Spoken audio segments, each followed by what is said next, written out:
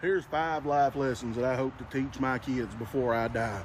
Number 5, can't never could. You won't know what you're capable of until you try, and you won't be good at it until you practice. Number 4, the wind blew, the shit flew, but it'll be over in a day or two. No matter what life throws at you, it will blow over. That's what life does, it throws shit. And when it does, giving up ain't an option. Number 3, if everything's coming at you, you might just be in the wrong lane. If life ain't going the way you want it to, don't be afraid to move on and do what's best for you. Number 2, the funny thing about that white speck in chicken shit, it's still chicken shit. Just cause it look different don't mean it is different. In the end, it might just be shit. And the number 1 most important lesson I ever hope to teach my kids is to never fight until you have to. And if you have to fight, you fight like you the third monkey on the ramp to Noah's Ark, and brother, it's starting to rain. Welcome to Pimpy's Investment Chat, where we keep investment talk simple. And here's your host, Oh my Pimpy. God. What is going on out there, peeps? Man, his number 1 lesson in life for his kid is, oh my God, never fight until you have to. And if you do, make sure you fight like you're the third monkey on the branch, getting ready to board Noah's Ark. And son, it's getting ready to rain. Anyways, there's this YouTube channel, it's called Dirty South. They have all kinds of cool shit on there about rednecks. And the reason why I like it is this. Look, I grew up in the city. I grew up in the country. There's a huge difference between the two. One of them, I'm fighting for my life. The other one, I fight because I care for life. There's a huge difference. So the redneck philosophy, I do love. And every time I watch those channels, it makes me realize that there is some hope out there that if the shit hits the fan, guess what? There is a ton of rednecks with guns. They're going to fight like hell to make sure that nothing happens in this country. So I'm grateful for that.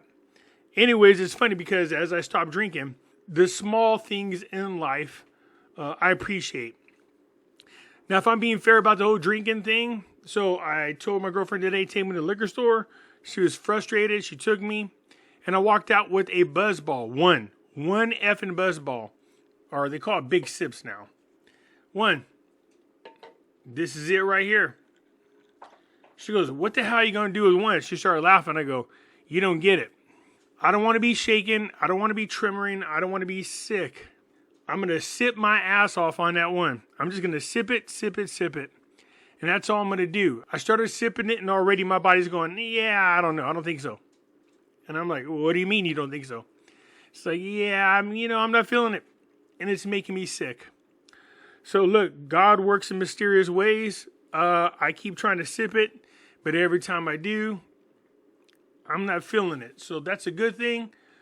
There are some urges there, but I seem to be getting past one of the biggest hurdles. And I thought, well, maybe if I curb my cravings every now and then with the sip of something, nah. It doesn't seem to be working that way. My body's rejecting it in a big way. Anyways, to get back to Iraq, is the IQD on life support? Yeah, it is. I told you that currencies around the world are being crushed right now by the US dollar.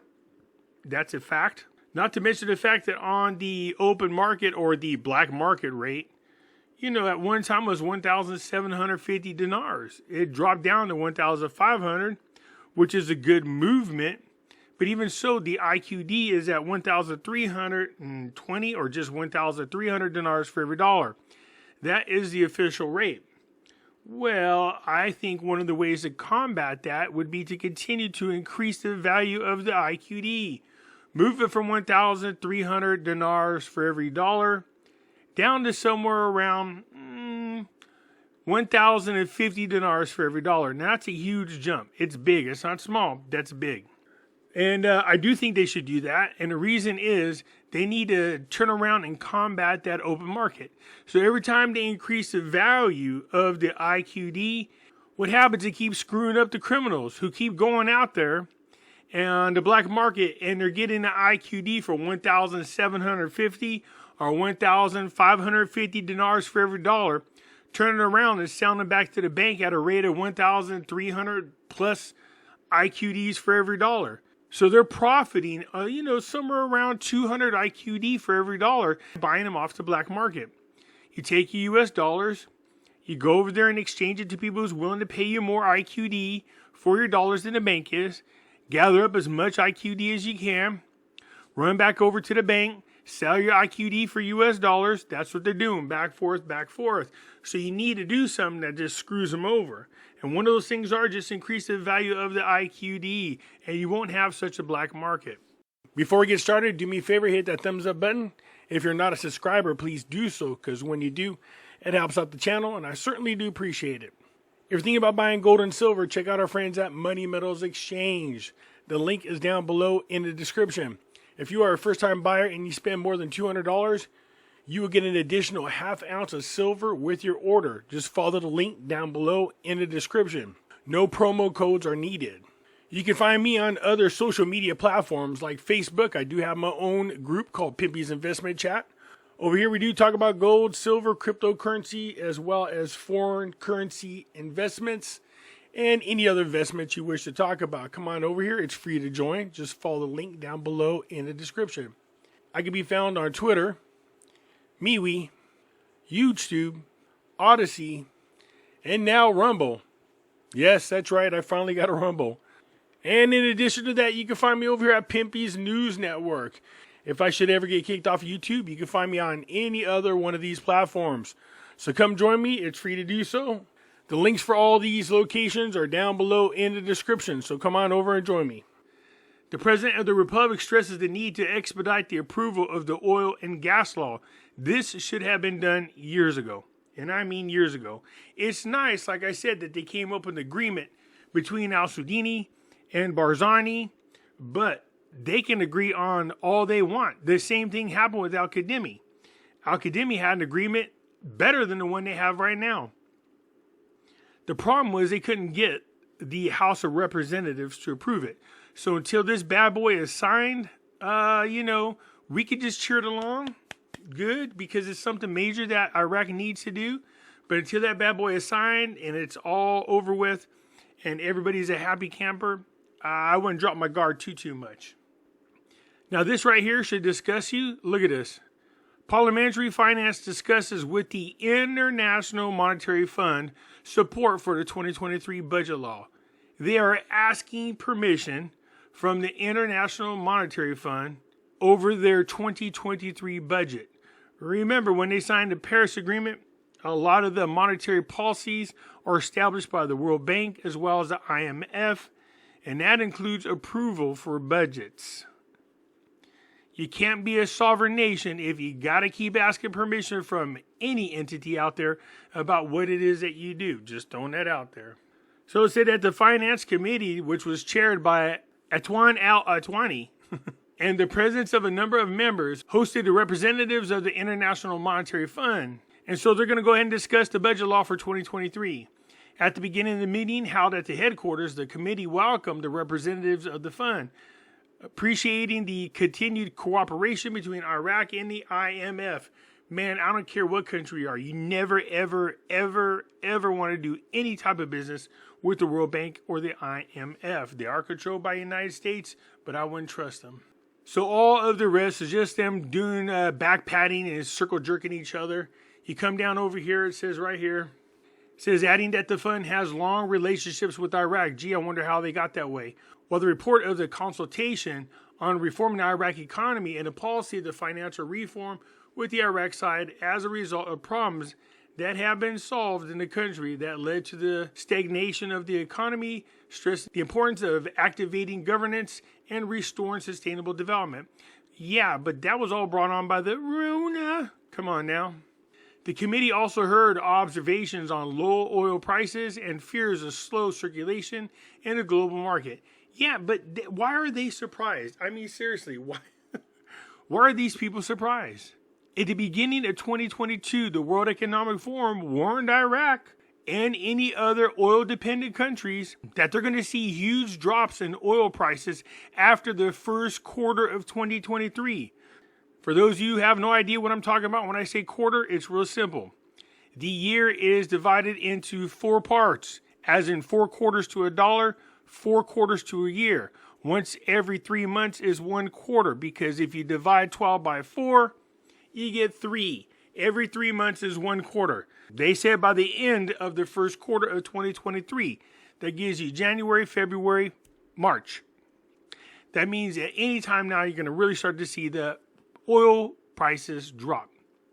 OPEC said they have plans to do something about that, and they seem to be teaming up with the BRICS nations, which is probably a really good move, even though it does hurt our country. Yes, but I wanted to do hood rat stuff with my friend. Yep, that's the United States. They want to do hood rat shit with their friends. The dollar crisis, Al-Alaq, is optimistic and the money ends in Lebanon. So the American newspaper, the Financial Times, reported that Iraq is still trying to control the currency crisis, which indicates that its oil-dependent economy 20 years after the U.S. invasion is still fragile, revealing continuous frauds to smuggle the dollar by bypass roads to Lebanon. The U.S. reported and was translated to the news, quoting the central bank governor, Al-Alaq, as saying, defending the measures that took to stabilize the currency market where there was a scarcity of the dollar and a depreciation of the dinar, explaining we focused on solving the roots of the problem and we are witnessing some positive indicators after the crisis last November. Well, if they call that on the black market, the Iraqi dinar is willing to swap 1,750 dinars for every dollar, a success, somebody's misleading the rest of the people, if you get my drift. Now, I get it. They're putting in all kinds of new software, new programs to try to tighten things up. But until they're in there 100%, this black market is killing Iraq. At one time, believe it or not, Maliki was talking about executing currency smugglers, which is really ironic because those currency smugglers are his people. Crazy. Goes on to say right here, the report pointed out that Baghdad can only access oil sale money through the United States Federal Reserve, which has held Iraq's foreign exchange reserves since the invasion, a mechanism that states that the central bank requests its dollars from the Federal Reserve and then sells them to commercial lenders and exchange companies in exchange for the dinar in what is known as the dollar auctions. But U.S. and Iraq officials have long complained that the widespread frauds allowed the withdrawal of large sums out of Iraq and the money reached the U.S. sanctions groups in Iran, Syria, and Lebanon. Here's the thing. You have, what's his name, Al-Khalili and Maliki both own banks that are a huge part of why this money is being smuggled out. These people are supporters of Iran as well as other Islamic nations. So, of course, they're going to smuggle the currency to them because those countries are under sanctions. If you're going to kill people for doing some illegal crap, especially if they're smuggling money, you might want to start with those two people. Not going to happen, though. Whatever happened to the fact that there was a recording of Maliki stating that he wanted to get Sadr killed? You notice how that kind of got brushed under the rug? Anyways, that's always going to be a problem for Iraq. Them helping countries who are heavy under sanctions get cash one way or another. They don't give a crap. Whether or not it affects the Iraqi people because their pockets are more important than the comfortability and the prosperity of the Iraqi people. But you can see right here, it says Sudanese advisor determines through Earth News the date of the demise of the dollar price difference. The demise, well, Iraq, Iran, Saudi Arabia, Kenya now, Russia, China, India, Brazil, they've set a date for the death of the dollar. So like Xi Jinping said, we're about to see something that has not happened over 100 years. And they got some inside help here in the United States called the Democratic Party. So they're going to kill the U.S. dollar. That's why I keep warning people about having money inside the bank. So the Prime Minister Economic Advisor Saleh said on Tuesday when the difference in the dollar price from the central bank from the market will disappear. The exchange market in Iraq is still gradually adopting to international compliance controls in financing foreign trade for the private sector. I'm going to guess that the day they launch a central bank digital currency is when they anticipate this ending. The adjustment process is developing gradually, positively, and rapidly, but it takes some time as the central bank's procedures and package help manage external transfer routes within the international banking and financial system and through compliance mechanisms and a really wide freedom for those who want to transfer at the official price of the dinar against the US dollar, which was adopted in February 7, 2013. So back then you got 1,150 dinars for every dollar and 1,160 dinars for every dollar. Still a lot better than where it is. I think they should even go further than that. I think they should take it down to 1,050 dinars for every dollar. This will screw over a lot of these criminals, but at the same time, help strengthen the Iraqi dinar. And so they're talking about bringing the rate down to the 2013 level. Still lower than where it is and is going in the right direction. We'll take it. 1,150 or 1,160 dinars for every $1. Hell yeah.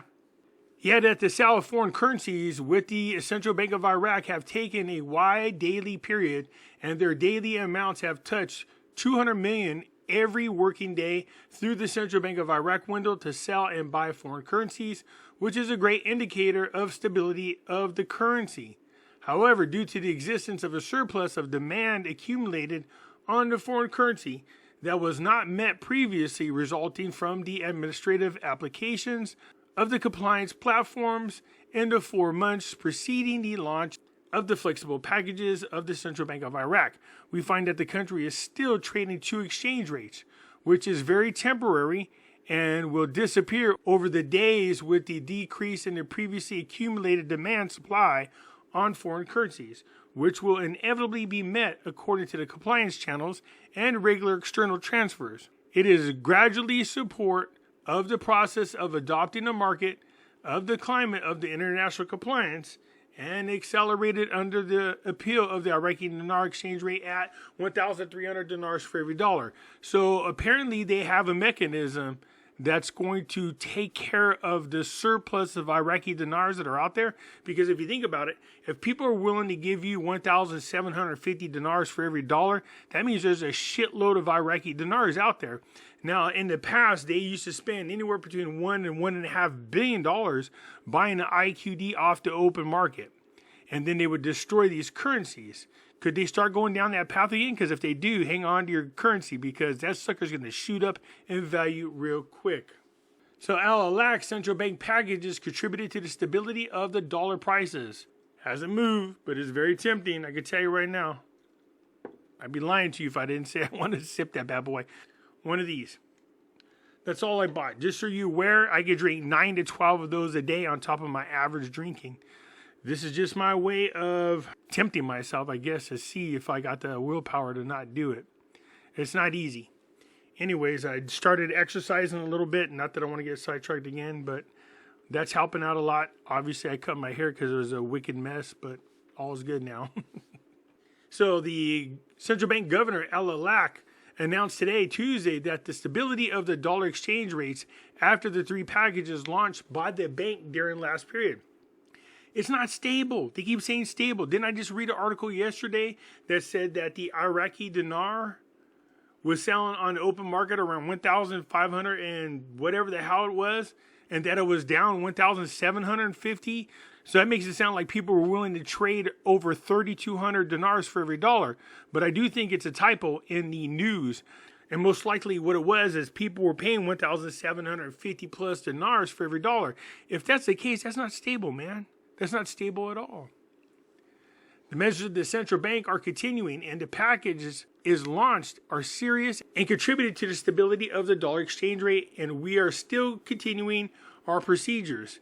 The central bank's reserves depends on oil revenues through the sale of oil, as it is the source of foreign currency reserves that come from Iraq oil exports is the main factor in determining the reserves, noting that the central bank reserves are within international standards. Look, man, one of the things Iraq can do, if they really, really, really wanted to strengthen their currency, they need to make it gold backed. Do like Russia did. I would inform countries that if you're going to come in our country and buy oil, you have to buy it with the Iraqi dinar. Do like Russia does. Be willing to pay the central bank 10-15% over premiums for gold. Turn around and offer the oil at a slight discount, encouraging people to buy the Iraqi oil. they will buy it in Iraqi dinars because you would tell them you cannot buy it with any other currency other than Iraqi dinars. People will have to come in, spend their foreign currencies, increasing the foreign reserves for Iraq, buy the Iraqi dinar, use it to buy the oil. Then that currency is then turned around and they buy more gold with it, increasing both their foreign currency reserves as well as their gold reserves. That or turn around and strengthen your Iraqi dinar. I would drop the rate probably down to somewhere around 1,050 dinars for every dollar. And let's shrink that black market rate is what I would do. You know, you don't want to hear that they're selling the Iraqi dinar 1,720 or 50 plus for every dollar. You want that to shrink. If the official rate is 1,300 dinars for every dollar and they were selling the dinars 1,700 plus for every dollar, that is a huge gap. That's not small. And one of the ways you can shrink that is by strengthening the Iraqi dinar and buying those currencies off the market. Anyways, that's it. Let me know what you guys think down below. What would you do? I'll look for the comments and I'll get back at you later. I'm out.